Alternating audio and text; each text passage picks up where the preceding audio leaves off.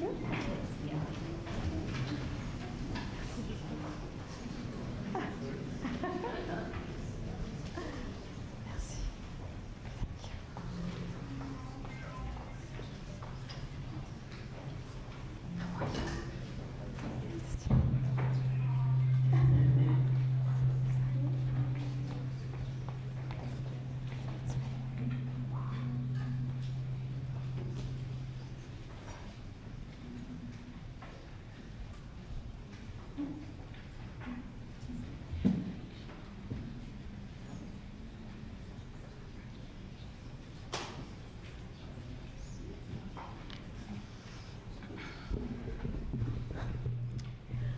Students, staff, faculty, administration, honored guests, neighbors, ladies and gentlemen, welcome to the inauguration of the lecture for the Alex Fountain Memorial Lecture Series.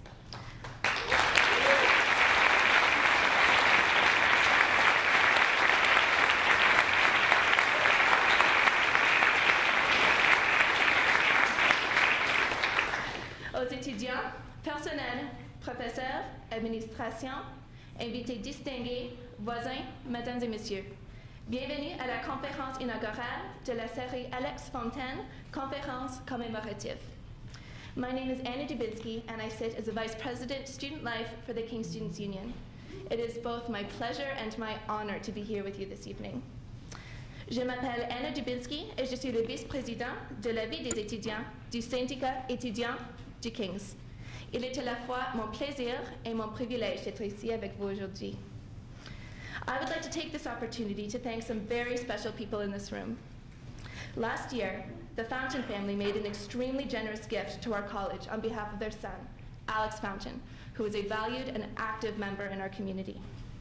Their generosity has resulted in improvements to our beloved student lounge and bar, the HMCS King's Wardroom, and of course has provided for this annual lecture series.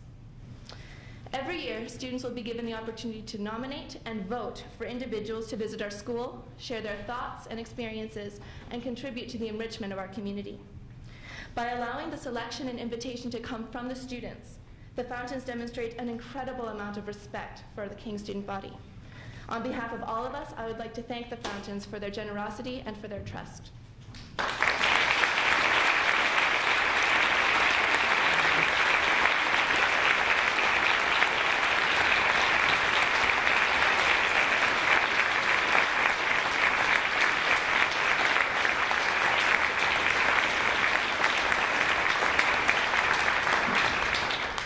I would now like to introduce Fred Fountain to say a few words about his son, Alex Fountain.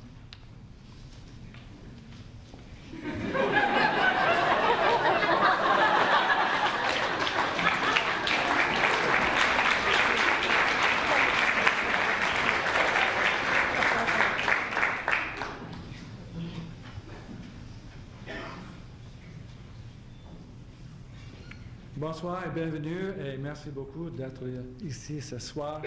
Welcome everyone. Thank you for being here.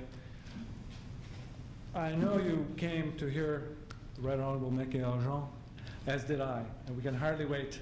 But I want to say just a brief word about how we came to establish the Alex Fountain Memorial Lecture. And just a brief word about Alex. And many of you, some of you know that since Alex died a little over 2 years ago, in his last year at King's, we wanted to do something in his memory. And you also know, some of you, that we have been active in trying to do make some initiatives happen in the area of mental health, especially for younger people.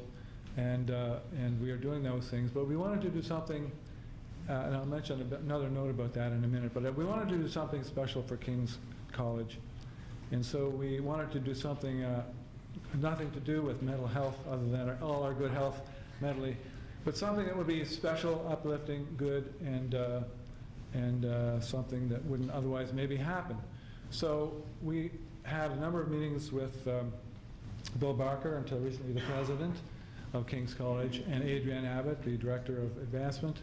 It was very good sessions, and eventually they came up with the idea of a lecture series. We wanted to do something that would be available to everyone if they wanted to take advantage of the students at King's College. And so a scholarship is great, but it may only help one or two or three people. A lecture series sounded great.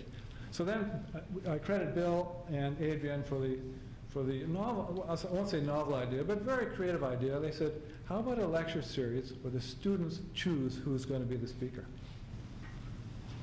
That sounds like a great idea. Who it could be? Could be anyone. Let the students choose. So that's what we did, and we went with that idea, and the students all get a say in putting forward names to who might speak. And as we'll say, and as I'll again say in a moment, not everybody, maybe everybody's first choice and my first choice we're so delighted to have here. But I'll say it was the students' choice. They generated the ideas. So we think that Alex would have appreciated this. It's something inclusive. He was all about inclusivity.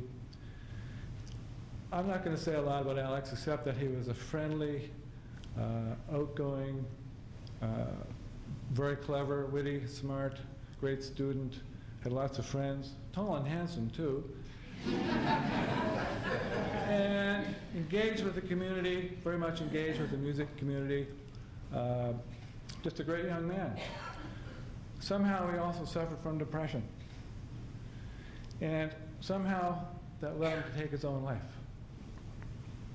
Should not have happened. This is an uplifting evening tonight, but I'm just going to say that we can all do something so that it doesn't happen for young people, that they have to feel that they can't make it, even though on the surface everything is going for you. You know, why does it happen? It's an illness. We have to talk about it. My wife Elizabeth, my daughter Catherine, since the day of his funeral we've been talking about it. We're not going to keep it quiet because it shouldn't happen to him. We all know what happens to too many people. We all know that every family is affected by mental illness in one way or another, and we want to stop it.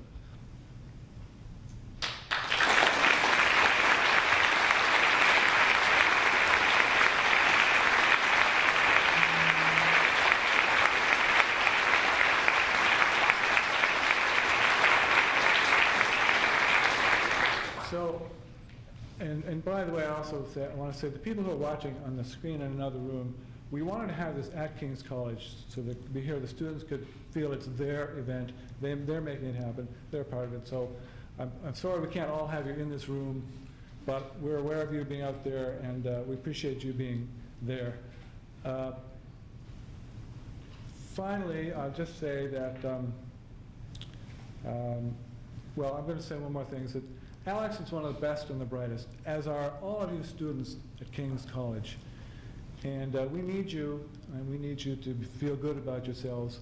So don't anybody be shy if you think you need help. Ask for help. We know what happens to all of us in one way or another, to one degree or another. So anyway, let me finish by saying that the reason we're here is to hear one of the most inspirational Canadians that any of us have ever had the pleasure to hear, read about, or meet. And I think Anna is going to introduce her, so I'm not going to do that. But I would just say, Michaëlle Jean, that thank you for being here, and thrilled to have you here. Thank you.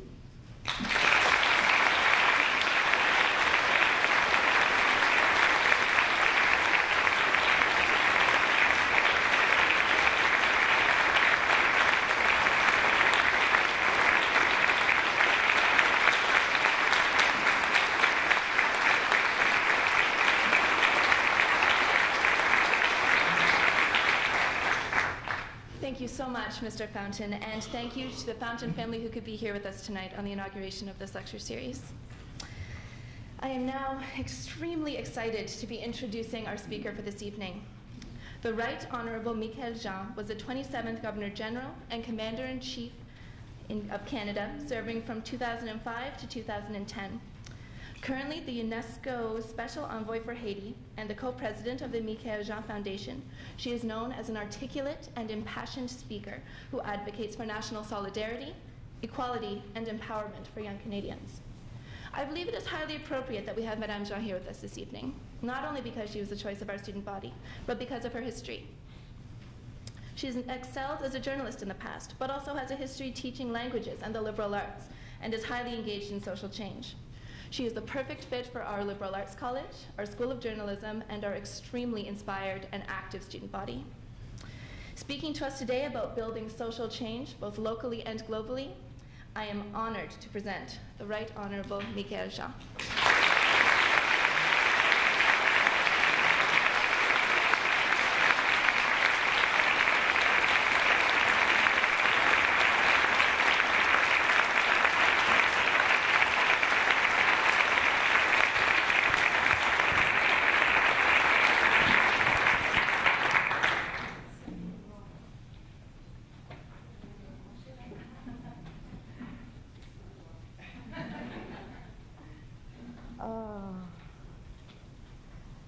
Dr. Anne Leavitt. Fred, Elizabeth, Catherine, Fontaine, dear teachers, dear students, distinguished guests, chers amis. D'abord, merci. Merci infiniment de m'accueillir avec autant de chaleur. Je dois vous dire que c'est un immense plaisir pour moi d'être de retour ici à Halifax, de retrouver la splendeur de la Nouvelle-Écosse. Tout le discours sera en français.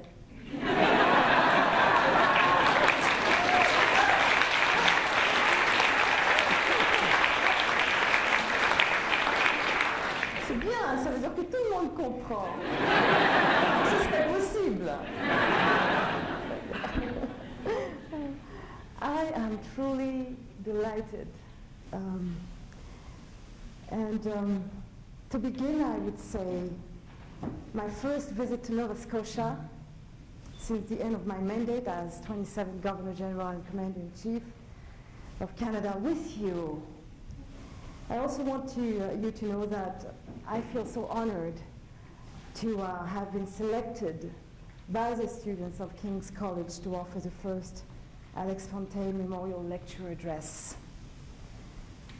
And I am particularly touched by your gesture because I understand its deep meaning. For the memorial lecture was indeed born of a very sad tragedy that saw Alex, your son, an avid musician, a meticulous student, and by all counts, an extremely nice young man, a rising star within the King's College community, take away his life.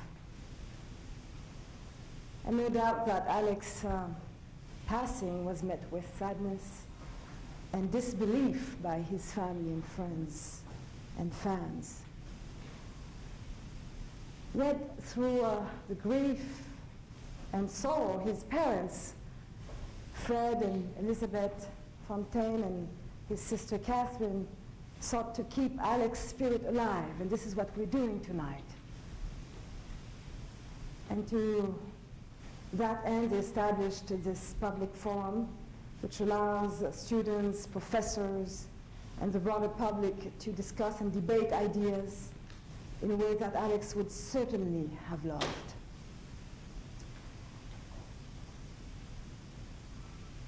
And you know, Mr. and Mrs. Fontaine and Catherine, let me convey my deepest sympathies to you. As a mother of a 12-year-old girl, I cannot even imagine what you must have gone through. But I would also like to tell you how much I find your gesture of generosity so moving. Because instead of remaining consumed by sadness, you chose to give the King's College community by offering students a model of selflessness that they can emulate in their own way. And Mr. Fontaine, I had the immense pleasure and honor to invest you in 2010 as a member of the Order of Canada in recognition of your dedication and many contributions to your community. And again, I salute your commitment and that of your family. And rest assured, Alex's spirit lives on. He is with us. And I would ask you all just to take a minute just for us to meditate in silence on his present space.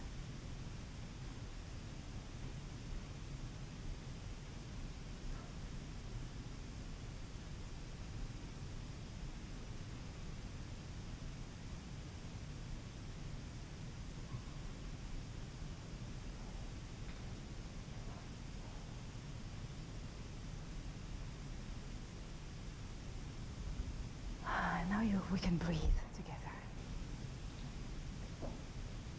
This room is full of light.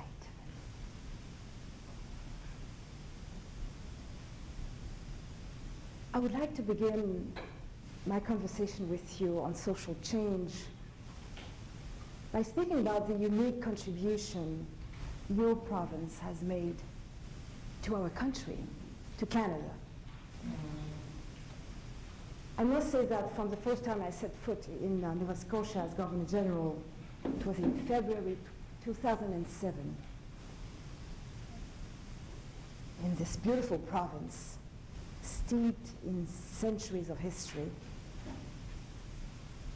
everything about you has captured my imagination. It is here, over 400 years ago, that women and men began writing the great narrative of our nation. The first chapter was written when Nova Scotia's original peoples, the Mi'kmaq, greeted the first European explorers to their land with open arms, trading and exchanging knowledge with them. Then the founding of the oldest French settlement in North America, Port-Royal, en 1605, established the undeniable French heritage and culture throughout North America. The arrival of hundreds of United Empire loyalists, including many former African slaves, left an indelible imprint on our nation's character. Not to speak of the fact that Nova Scotia was one of the 4 founding partners in the enterprise known as Canada. But the chapter which inspires me the most recounts the heroic struggle of the people of Nova Scotia, who challenged colonial tutelage by establishing a democratic system that would forever change the face of governance in Canada. For it was here in Halifax that Joseph Howe used his own newspaper, the Nova Scotian, to champion the principle of responsible government. And once elected to legislature to see it enshrined as a cardinal principle of our provinces, of your provinces' system of government, Joseph Howe joined the 2 visionary and reformist leaders, La Fontaine of Lower Canada and Baldwin of Upper Canada, who after the 1841 Union worked and fought together for a more equitable country, united behind a set of principles and programs that formed modern Canada. They were the artisans of a public education system. They made bilingualism official. They designed a network of public roads, began a public postal system, reformed municipal governance. And the great Nova Scotian legislator was persuaded that as citizens of this great land, our every gesture, every thought, every action must contribute to, and I quote, what is right, what is just, what is for the public good. And I love this notion of the public good.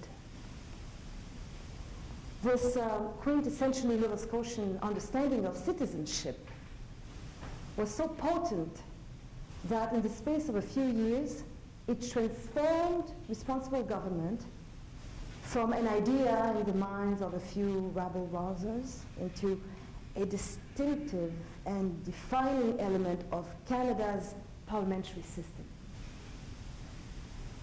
And I would say that Canadians are forever indebted to Nova Scotia for having had the courage to question the asymmetry of empire and colony, for having had the audacity to take a stand against the arbitrary use of power, and for daring to imagine a land that could be more just, more inclusive, and more democratic for all. And that's why I'm persuaded that in addressing you this afternoon, I'm not only speaking to university students, academics, and young people from the greater Halifax area. I am in the presence, and I feel that, of the heirs of a struggle for justice and freedom, out of which Canada's democratic practices and institutions continue to evolve today. And this is your story. And you have every reason to be proud. And I must say that I can relate to it. For I was born in a country whose people also questioned the relationship between colony and empire by demanding a form of responsible government, granting all inhabitants, black, white, and mixed race, the right to shape the colony's destiny. Unlike Nova Scotia, however, eloquence and persuasion were no match for the guns and bayonets of the colonial overseers, who responded to petitions and legal briefs with treachery and massacres of the most barbaric kind. With no other alternative, the population of what was soon Haiti, comprised predominantly of African slaves, organized its forces deep in the rainforest of Bois Caïman and launched an armed revolt to regain its dignity, its equality, and its freedom. And 44 years before responsible government was enacted in several provinces of Canada, the people of Haiti gained independence from France, establishing the America's second independent nation and the world's first black republic in 1804. Unfortunately, its euphoria was short-lived, as many of the country's new leaders chose to emulate the former masters. Simultaneously, imperial powers conspired also to cripple Haiti's economy, fearing that the Haitian Revolution would spread to their colonies. And they did this by imposing the world's first international embargo on Haiti. So when I was born in 1957, political corruption and foreign policies of underdevelopment converged in the form of a ruthless dictatorship led by François Papadoc Duvalier, who ruled the overwhelmingly impoverished country with an iron fist. And my own father was arrested and tortured for daring to question Duvalier's authority. Luckily, my dad survived, but my parents, my sister and I, were soon forced, like thousands of other families, to flee the country we had known as our only home, because our lives were in danger. So almost as soon as I was born, I learned that it is possible to terrorize an entire people and to rob them of their rights and their ability to lead a decent life. But by studying the history of my country, my native country, and learning from my parents as well as from many other human rights activists, I also discovered the value of resistance, the value of challenging received ideas, and of working with others to promote democracy and freedom for all. My parents taught me to draw upon and even rehabilitate such noble words as fraternité,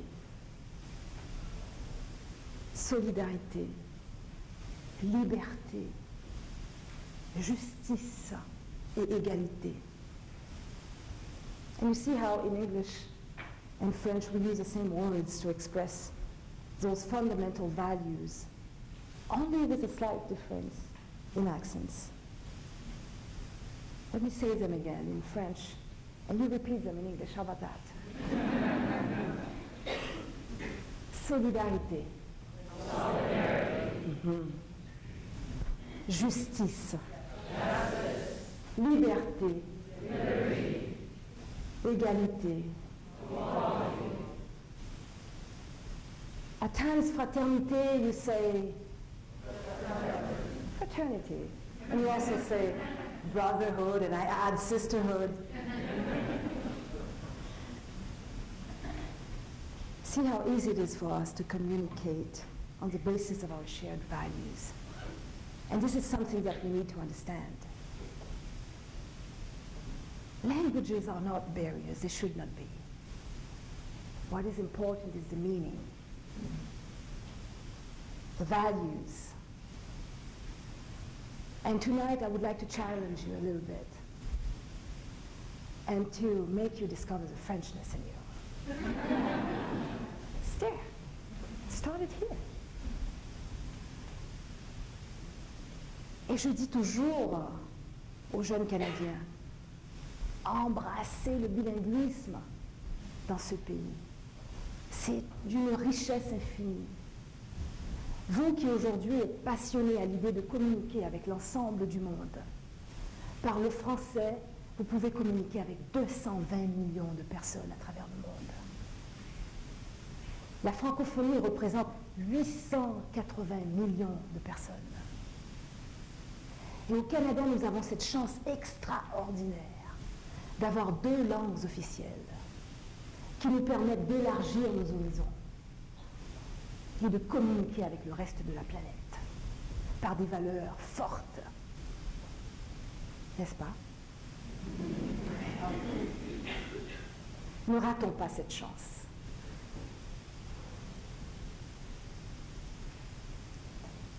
Every language you speak broadens your horizon. I studied in comparative literature. I can speak 5 languages. And let me tell you, every moment in my life, it helped me tremendously. And just recently, as Governor General of Canada, as I carried out 40 state visits,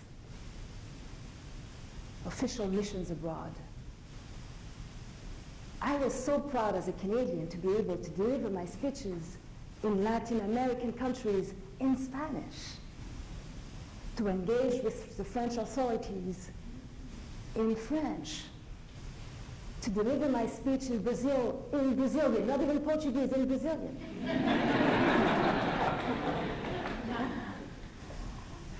Today, in my new capacity as UNESCO Special Envoy for Haiti, it's so powerful to be able to engage with the people of Haiti in Creole. And I feel good that you are very generous, because when I make some mistakes in English, I take one preposition for another. Prepositions in English are so difficult. You are very generous, but what is important is that we can communicate. We can feel that we are together. We can think of strategies together. We can take actions together. So, although most media tend to dismiss, these words that we just said loud and clear as too idealistic, we hear that, oh, this is so idealistic. Or utopian, oh, this is so utopian. I liken them to the circumpolar stars sparkling in the night sky, which can open our minds to imagine and even strive towards a more humane form of coexistence. So after moving to Canada as a refugee and growing up in poverty in Montreal, because we had to start from scratch, My circumpolar stars illuminated my path from adversity to triumph, time and time again. They reminded me of my duty to honor the sacrifices of my ancestors and all those who had lost their lives around me in Haiti, by striving as hard as I could and by giving a hand to all those in need. And that duty I carried in me as I joined the feminist movement to build a network of shelters for battered women across Quebec and then Canada.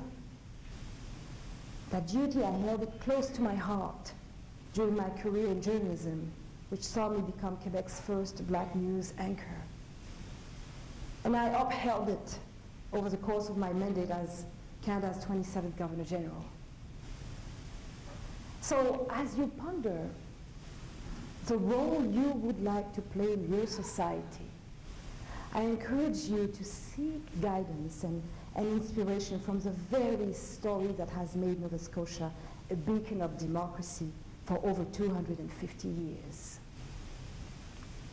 What does that mean?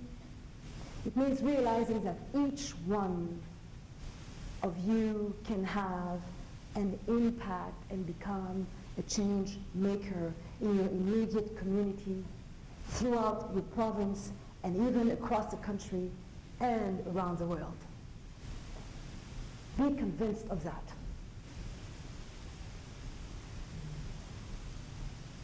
And let's start with the most direct manifestation of democracy: voting. How many of you have communicated with your local elected official over the last month? You have. Oh, good. How many of you petitioned about a social issue that is important to you? Good for you. How many of you realize the power the youth vote actually has to sway the outcome of an election? Ha-ha! You know, ensuring that connection between citizens and the elected has always been important to me. For I consider your voices, the voices of all those who inhabit our wondrous land, the very lifeblood of democracy. And that's why when I responded positively to the invitation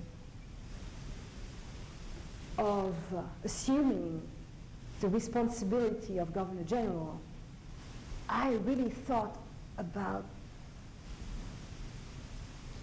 it took me 4 weeks to give an answer. And I thought, what could my contribution be? What can you make of such an institutional space? The office of the Governor General. You can make it a space of resonance, I thought. A space of resonance where people's voices can be heard and should be heard.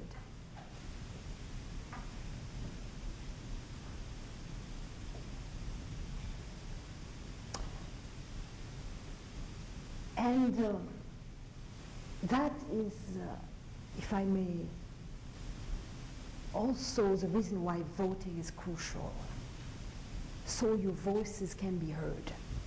Your vision, what you want, the world you want to live in, the country you want to live in.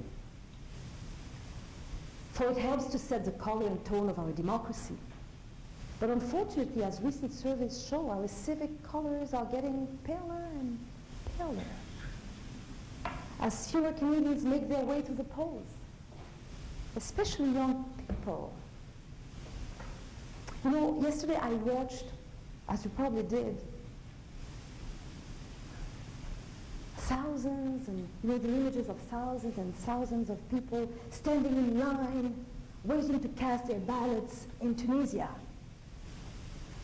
overjoyed to have achieved at the peril of their lives this extraordinary feat, the right to vote and the responsibility to do so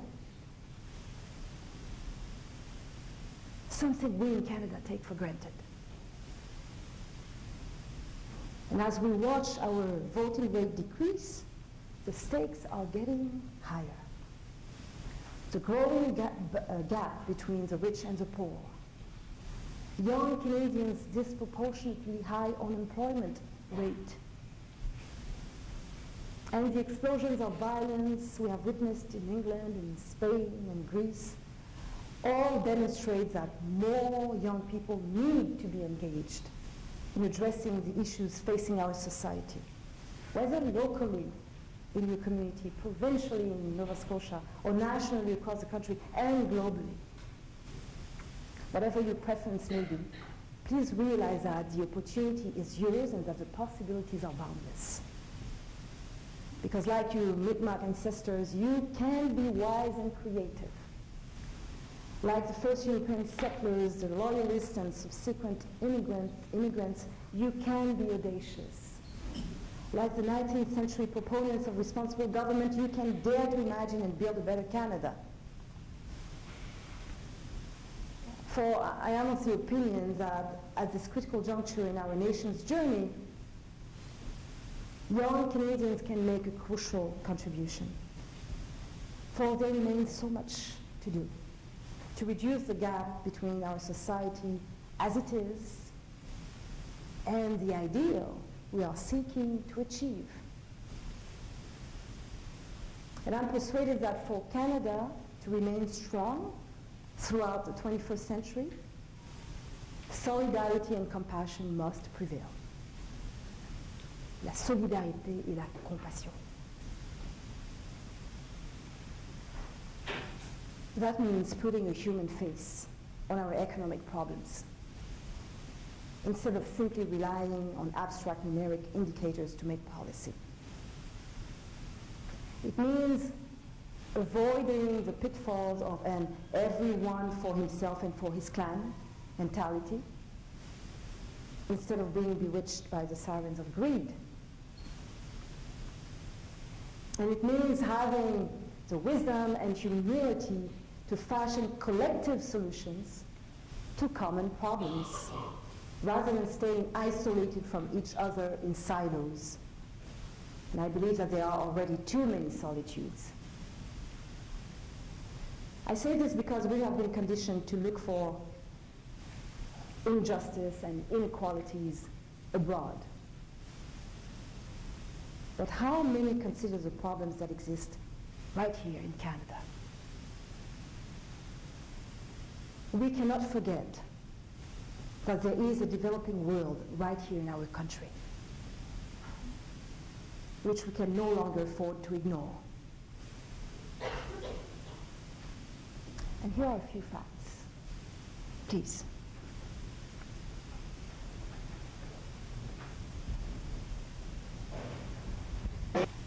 And I do that often. And I see this country devastated. I see poverty. I know that it also exists in my country, Canada. But the thing is, it's hard to believe that you can find the same situations in Canada. People who are sick because they don't have access to clean water. The images are unbearable. The level of poverty is unbelievable for a country like Canada. We should not take that. We should not accept that. So, these troubling images that I wanted to show you, and realities depicted in these Winnipeg Free Press report, remind me of the testimonies I heard from a young Cree medical student, James McCaucus. Hailing from Saddle Lake Cree Nation in northern Alberta, James did not want to be complacent in the face of the very circumstances described in those reports. So he decided he wanted to be a change maker by becoming a doctor. in a community in which health issues, substance abuse, alcoholism, mental health issues, suicide were spiraling out of control. And James was no different than those children we were about to see, who don't even have water to wash themselves. To wash their hands, they have a little bucket.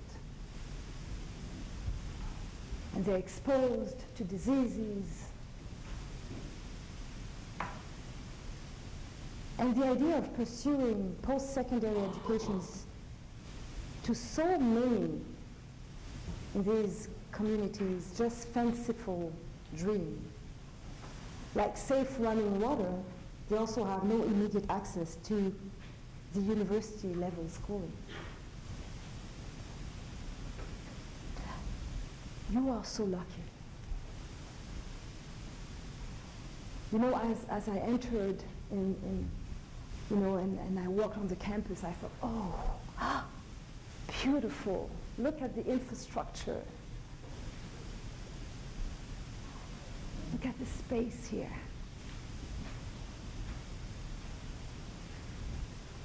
And so James did not give up on his dream. Supported by his community, he decided to travel thousands of miles to the south, where he began his studies in nutrition and food sciences at the University of Toronto. And it takes great courage. It takes great courage to confront the unknown, particularly when friends and family are so far away and you cannot help thinking of all the hardship you left behind. And I remember how he recounted, you know, I can't help thinking of all my friends who committed suicide because they felt that there was nothing left for them. And we all experience an internal pain that has been passed down from generations. That's how he speaks, James. And James also spoke at great length about the difficulties he faced as the only indigenous student in his classroom, saying, you know, the pain was magnified when I had to face the prejudices of my classmates. I feel like I can't fail, and that puts a lot of pressure on me. I can relate to that. But I have to do it so I can go back to my community and serve all those whom I left behind and are in dire needs. And you know, my friends, I'm very happy to tell you that James has overcome the many challenges, and he's now studying medicine at the University of Victoria.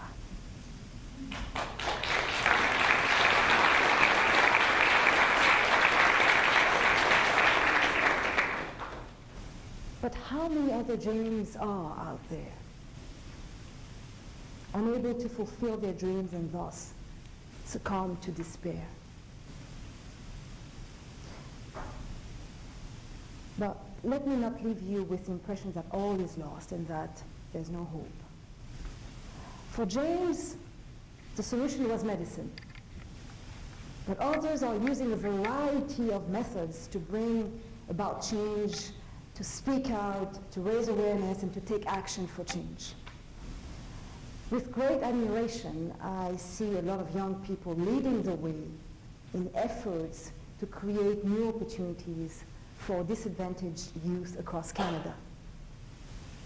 And I'm struck by some of their very, very creative and innovative initiatives that use the arts, animation and documentary film, poetry, spoken word, social media, theater, dance, painting, graffiti, as critical tools for social change.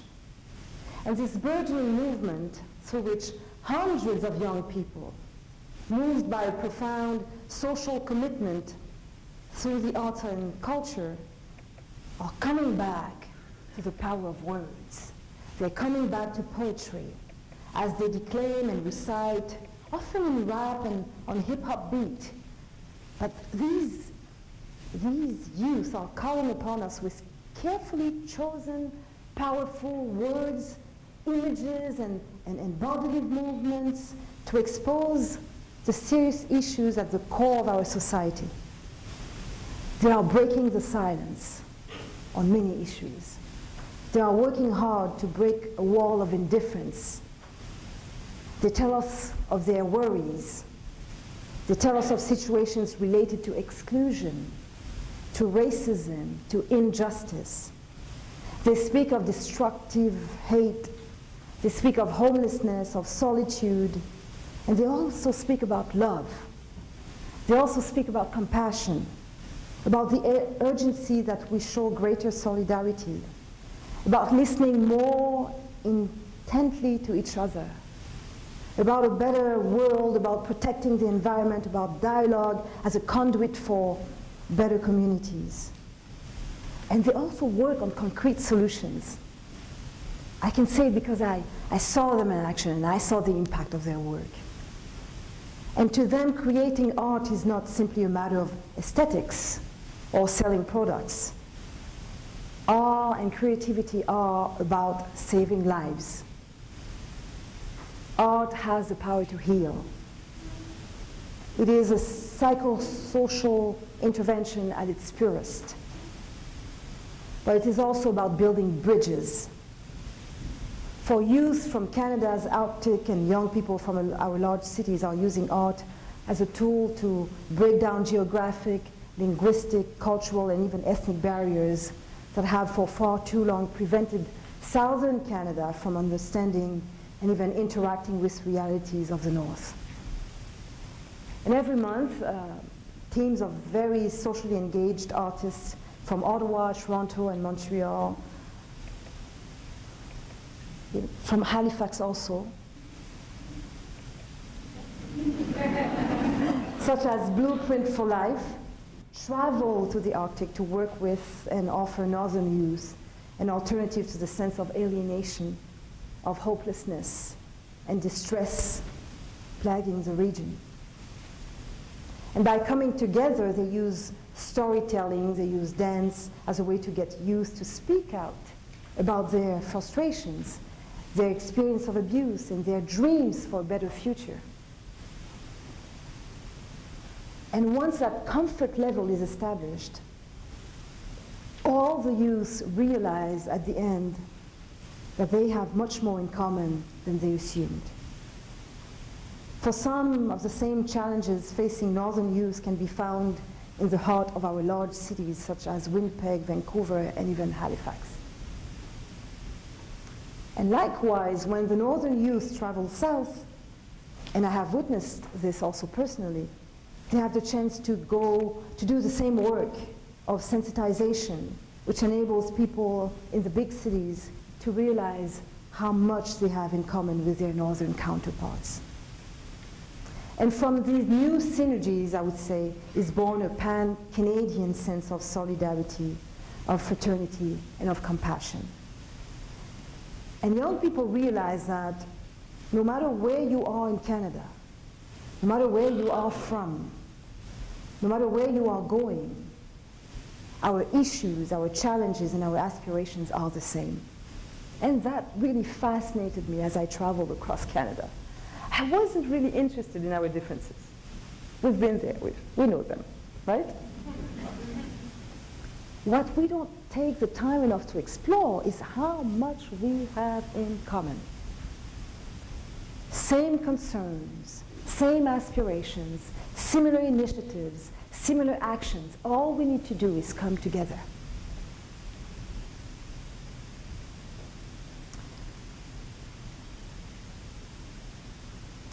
Together means to find ourselves completely united around human realities that we can share. And young people understand that. They are into social change in action that begins locally but then spreads like wildflowers more globally. And I have seen arts for action, arts for change taking place around the world. And what is powerful about it is the way in which it brings us together. How it abolishes differences and distances, and how it is all about us as human beings confronting the same challenges and difficulties, trying to embrace life, to rebuild ourselves, and to bring about change around us. And my husband, filmmaker and philosopher Jean-Daniel Lafont, and I were so impressed by this movement of very dynamic young citizens with whom we worked during our many youth arts forums, youth dialogues, that we chose at their request to dedicate my legacy, the Michaëlle Jean Foundation, to supporting young people who use the arts to tackle social issues, to identify solutions, to empower communities, and to implement innovative strategies and actions for a better and more compassionate Canada. Because the foundation is persuaded that young people are not only the leaders of tomorrow. You hear that so often. You are our future. No. I think you are the leaders of today. And that it is here and now that we need to listen to your ideas. We need to hear your perspectives and include you as we work to address our greatest challenges. So in light of the many issues facing us as a nation,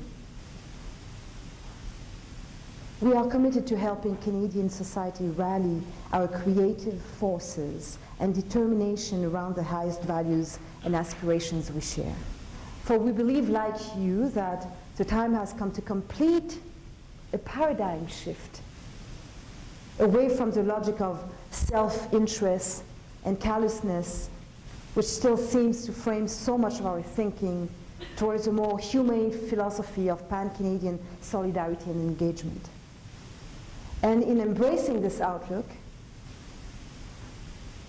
I would say that the Michaëlle Jean Foundation has chosen to put its trust in young people and in your great innovative spirit, because we believe that young Canadians can become the creative conscience of the nation. You know, you are the ones who can lead us along the path towards a better quality of life for our own population, and for all humanity. And this is not simply about raising funds for the needy, or it's not simply about charity. It is about sharing a message of hope and engaging wherever we can, whether in our local community, across the province, and across the nation, to create better opportunities for all. And as members of a university community, you can be very instrumental in this regard. You have the expertise. You have the research facilities and the willingness to contribute. And there are communities outside the confines of your college that need your help. You can make a difference. So youth of Nova Scotia, I encourage you to draw from the rich tradition of civic engagement that animated the hearts of your foremothers and forefathers. And it is well and alive. I can't wait to visit the youth of Leave Out Violence Nova Scotia and many other youth organizations here in Halifax, and to learn about their programs and initiatives. I'll be doing that tomorrow. And I encourage you to look inside yourselves to discover how you can contribute to bettering our society. I encourage you to have the audacity to make a difference around you. For Joseph Howe's crusade must still continue. For in these trying times, we as Canadians must ensure that apathy and indifference no longer hold sway.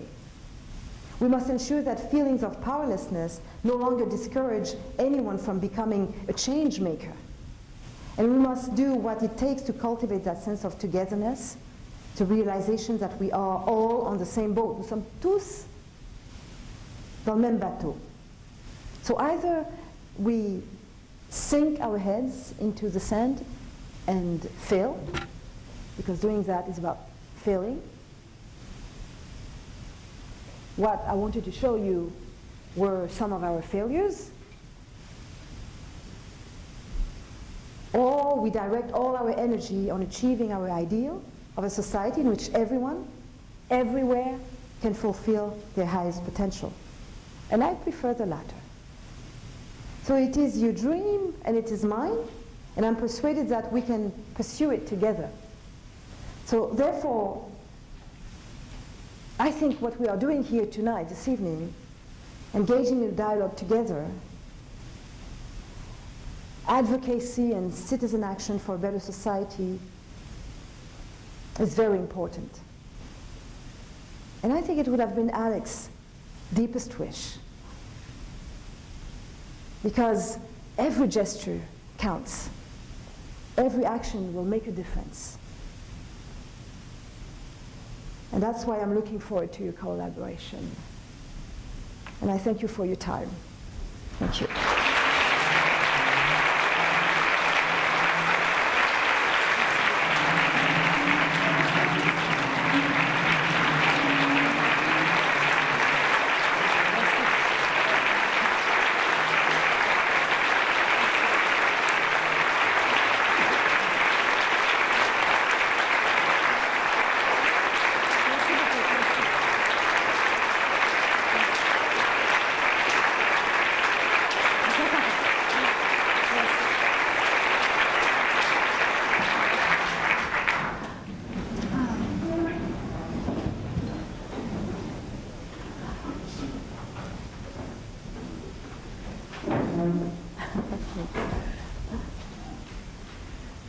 Thank you so much for your powerful and inspiring work. I can quite literally see the mind gears turning right now, and I'm very excited to participate in this community in the future. I would also like to take the time to apologize on behalf of Alumni Hall for our slight and totally ignorable technical difficulties. It is as if, despite our best efforts, technology is constantly reminding us that we are a liberal arts college.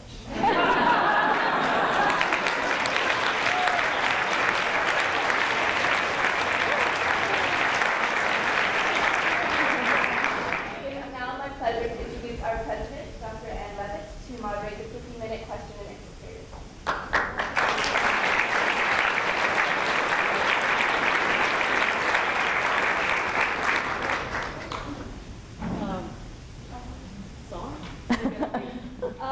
Before I do that, I do want to thank you, Madame Jean. That was a wonderful talk. Thank you. I want to thank Anna.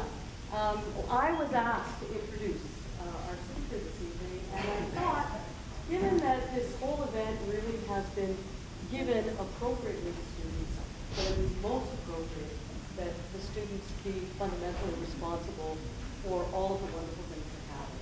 And of course, I want to thank the founders as well for their generosity in making this event possible. And now I'm going to stop talking and ask, we have about 15 minutes for questions. I guess they bring you the president when you go over here. No questions? Yes. You spoke a lot about youth engagement and direct political engagement being really close to your heart. I was wondering if you had an opinion on the Occupy. Oh. Actually, I was quite annoyed to hear some people really speaking with a lot of contempt. We saw some of it, about this mobilization happening, and we saw a lot of young people, vast majority of young people, actually organizing these sit-ins and trying at their best, I think, to raise awareness about some fundamental contradictions in our world today. And I think that actually, even what I said right now is part of what motivates them. Putting a human face on this crisis, this debt crisis, this crisis that comes also for a mentality of greed, right? So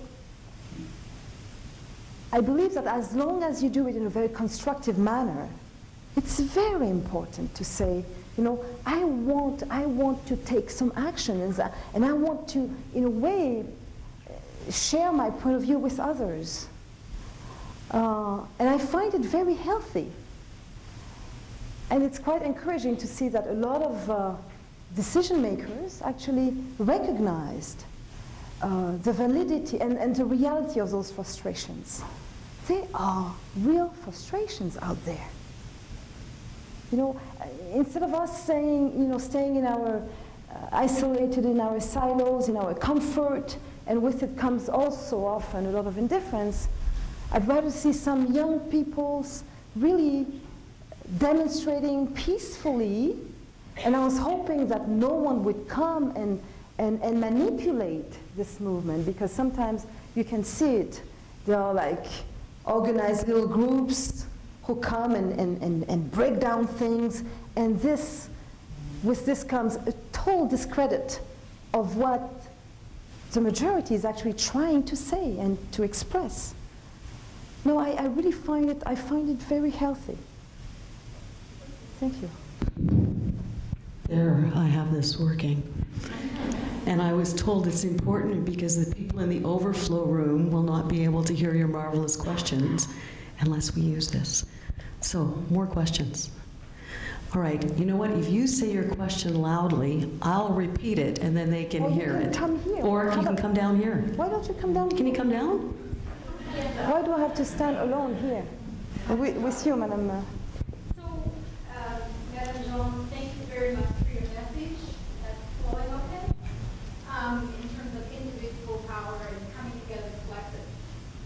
I'm wondering if you have any suggestions for us about how, in a public education way, we convey that message out to our brothers and sisters in Nova Scotia and Val. Particularly, I think about your reference to recognizing marginalized communities who have been here as well and contributed. And so kind of like, how do we get that out in a kind of, I don't know, popular culture message way or a way so that we all kind of see each other on the street and do feel and act in a way that we're accountable? So how can we do this, particularly from within the world of public education? Yes. Okay. Out there generally. I think we have to start very early. For example, I was just a few days ago with in an elementary school that happens to bear my name, and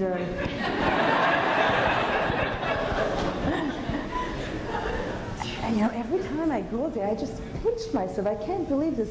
I think this is the highest honor that can be made. You know, that could to have a school bearing my name. Every time I just can't believe it. Anyway, we were talking about bullying. We were talking about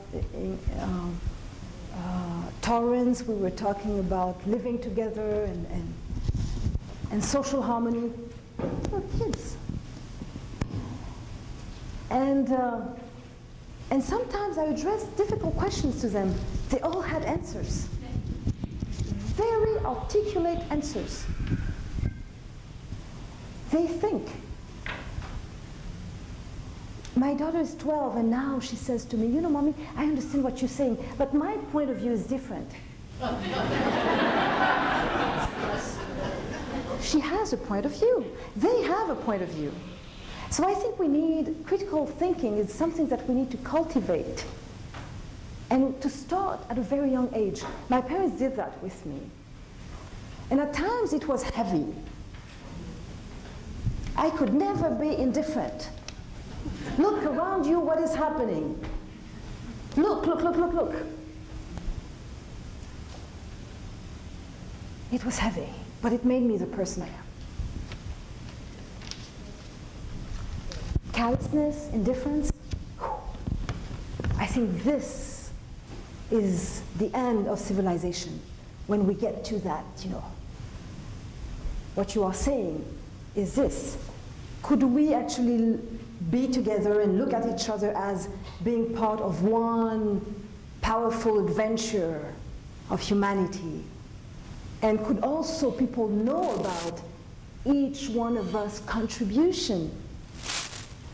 What I like about Nova Scotia, and I got that feeling very powerfully from the first time I came here, you have a sense of heritage. How many times when I spoke to Nova Scotians, they would always come and say to me, you know, my grandfather was a pioneer in this. My mother was a trailblazer in this. Wow, you have that sense of, you know, you're connected to the continuity of your actions, you're connected to your history. And I was greeted by the black community of Nova Scotia.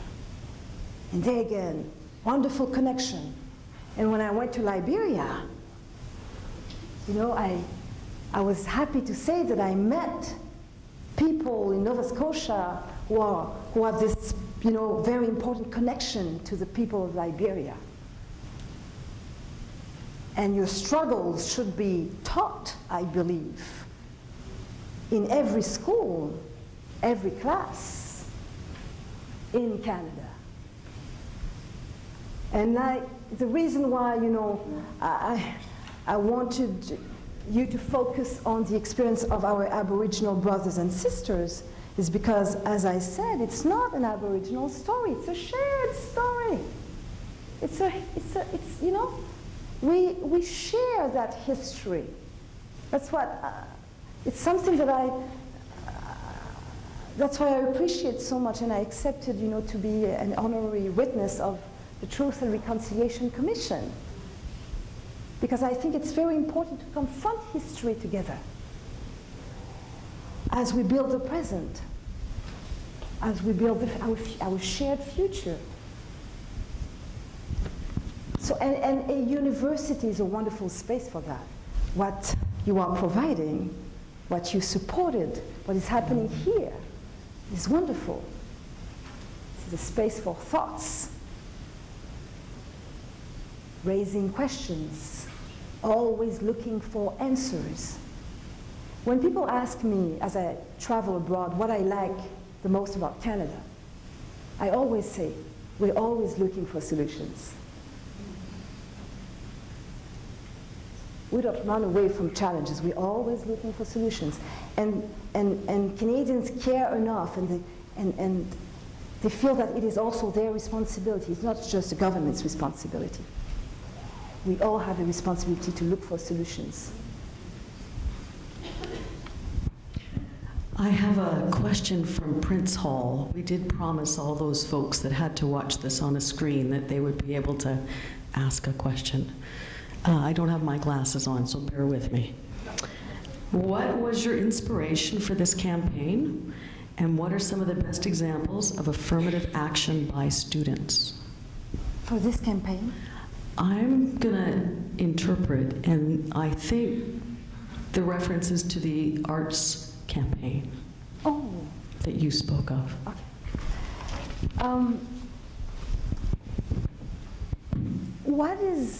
What stays after us once we're all gone? What are the most vivid signs of a civilization, if not what was achieved through imagination, the arts?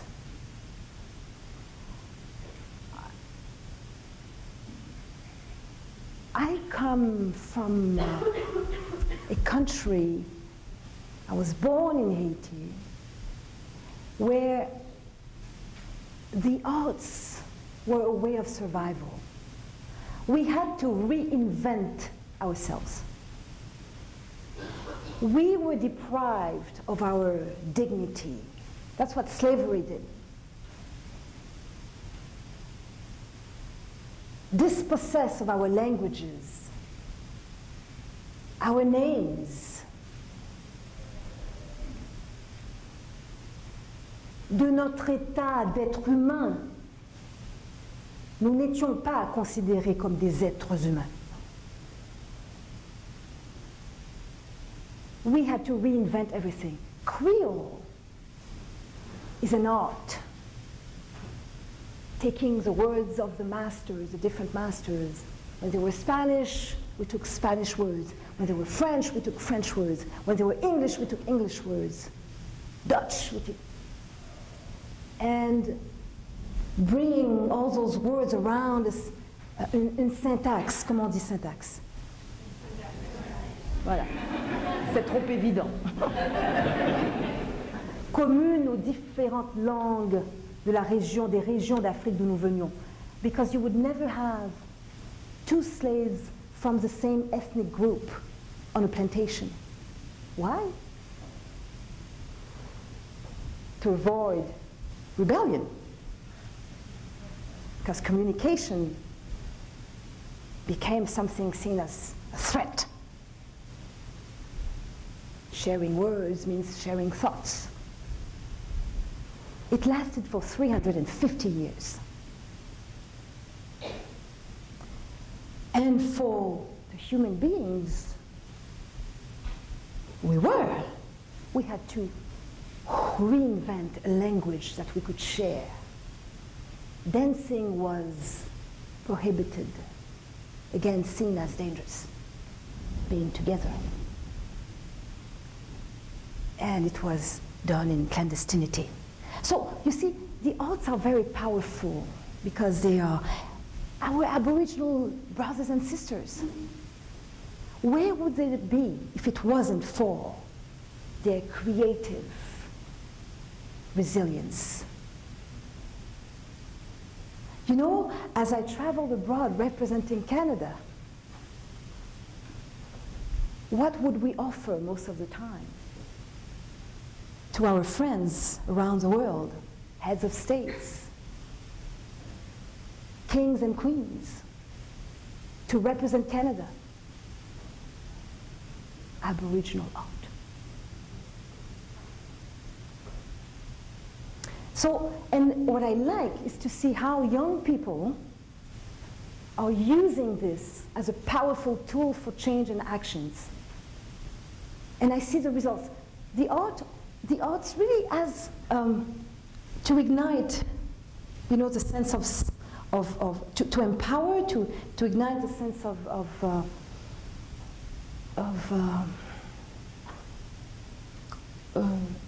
cette force en tout cas pour agir, pour se reconstruire.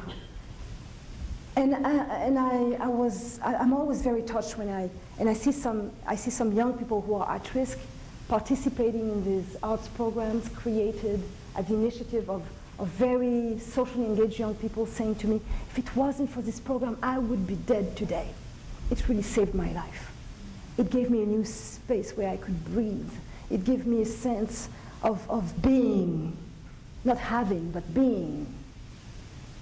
It's powerful, and I see the impact it has. So at the end of my tenure, all these youth initiatives and young, you know, activists who are using the arts as tools for social change insisted that, you know, because I shed light on their initiatives and I validated their actions, and they said, you know, we need to continue this work because we want to network with the rest of the country, other organizations like ours who are doing the same thing, and we want to compare our practices.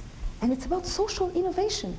And I think you know, academics and university students, it's a field that you should explore and look at carefully and see the impact it has in rebuilding creatively communities and reinforcing the sense of belonging.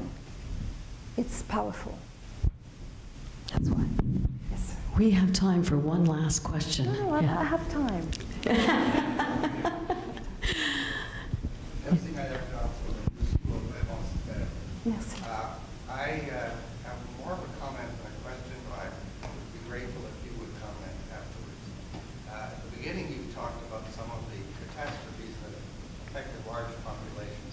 I think one of the problems that we have as individuals is the difficulty of grasping the magnitude of knowing what we can do in the face of such large tragedies. I happen to be a pediatrician,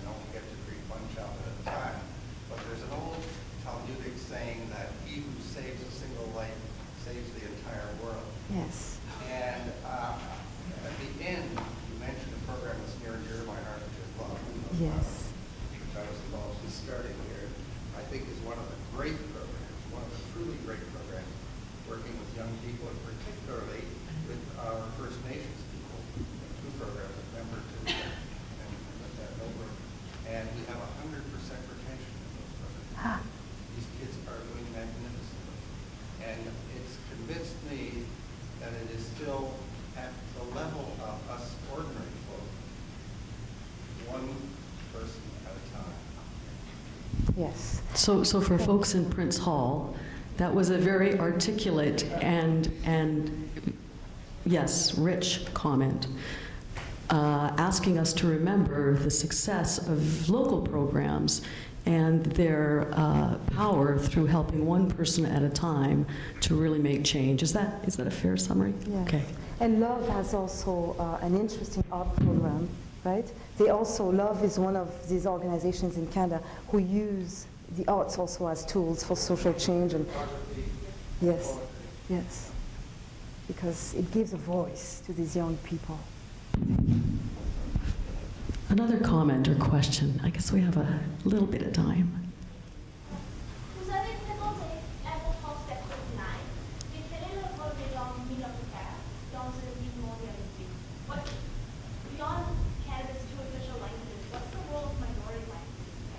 Okay. So beyond the role of Canada's two official languages, what's the role of minority languages today? Thanks. You see, again, one big loss for us all was the fact that we have not been very good in protecting a lot of the Aboriginal languages. There were 200 languages spoken on this territory before the arrival of the Europeans. And I think that, of course, under the pressure of assimilation through the residential schools, we actually contributed to la disparition, the disappearance of many languages.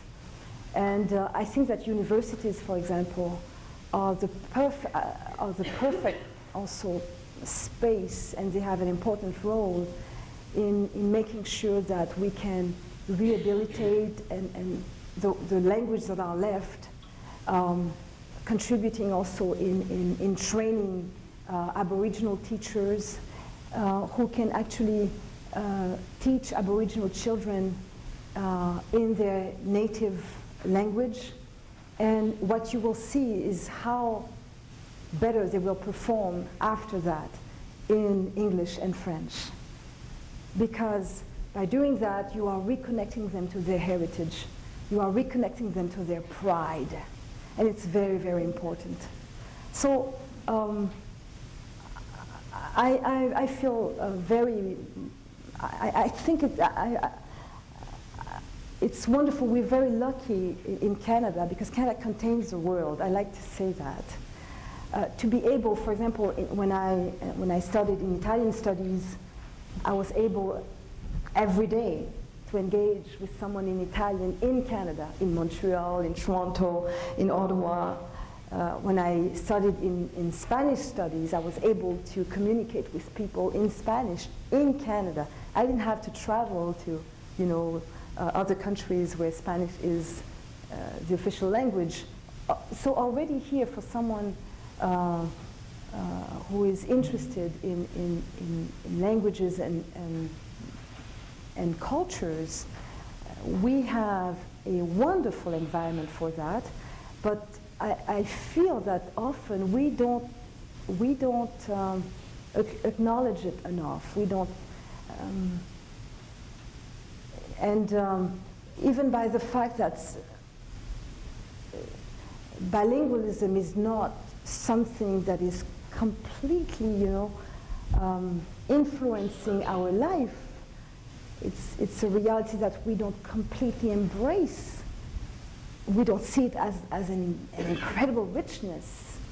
When you go to Switzerland, where they have 4 official languages, even in school, every student has to perform in those languages.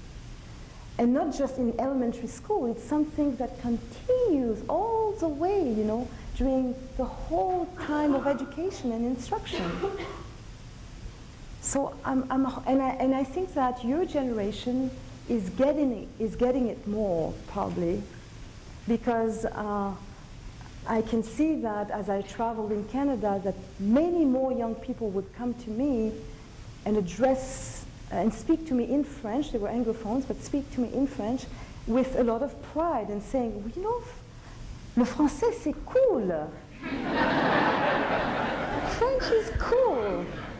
So I think we need to seize this moment in time, you know, in our country where people are more open to this richness, because we're more and more global. We realize that. And we can see that, you know, it's something, c'est une corde de plus à notre arc quand on peut parler une autre langue. C'est fabuleux. Donc, merci d'avoir posé votre question d'abord en français. Michaëlle Jean, I want to thank you for your inspiration for social change, Merci. your inspiration for life, and for talking to us so richly and powerfully tonight. Would you all join me in thanking her?